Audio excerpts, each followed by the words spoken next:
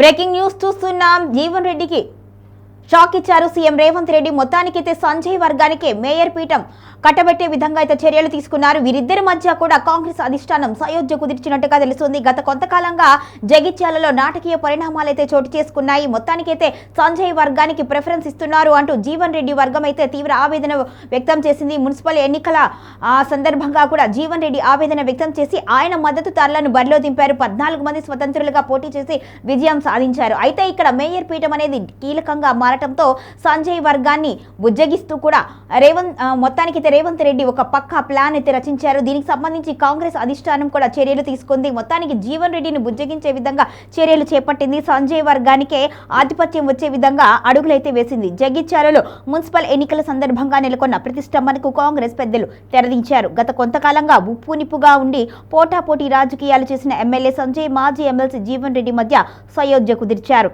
ఇక ప్రజాభవన్లో AICC secretary Vishwanath Sawang, మంత్రి అడ్లూరి లక్ష్మణ్ జీవన్ రెడ్డి సంజయ్తో వేర్వేరుగా సమావేశమై చైర్మన్, వైస్ చైర్మన్ ఎన్నికపై ఏర్పడిన ప్రతిష్టంభనకు తెరదించడంతో పాటు ఇరు వర్గాల మధ్య రాజకీయ సయోధ్య కుదిర్చడం సక్సెస్ అయ్యారు. ఈ క్రమంలోనే మున్సిపల్ ఎన్నికల్లో గెలిచిన తన వర్గం కౌన్సిలర్లతో వచ్చిన జీవన్ రెడ్డి ఏఐసిసి కార్యదర్శితో సుదీర్ఘంగా భేటీ అయ్యి తన వాదనను వినిపించారు. తన వర్గం వారికి జరిగిన అన్యాయం, సంజయ్ తమ పట్ల వ్యవహరించిన తీరును కూడా వివరించినట్టుగా తెలుస్తోంది. తనకు కేటాయించిన 16 బి ఫామ్లో 9 మందిని గెలిపించుకున్నాను అని సంజయ్కి ఇచ్చిన 34 బి ఫారంలో 14 మంది మాత్రమే గెలిచారు అని జీవన్ రెడ్డి చెప్పుకొచ్చారు. సంజయ్ టికెట్లు ఇవ్వని 9 మంది అభ్యర్థులు ఇండిపెండెంట్గా గెలిచారు అని వారి దృష్టికి తీసుకువెళ్లారు. వాదనలు విన్న ఐఐసిసి నేత, మంత్రి ఇరు వర్గాలకు ఒకరికొకరు తోడ్పాటుగా అందించుకొని ముందుకు వెళ్లాలి అని వెల్లడించారు. ఇక సీనియర్ నేతగా పార్టీలో సమస్యను చక్కదిద్దాల్సింది పోయి ఇలా రోడ్డున పడడం సరికాదు అని ఇరు వర్గాలకు న్యాయం చేసే విధంగా తాము వ్యవహరిస్తామని చెప్పినట్టుగా సమాచారం.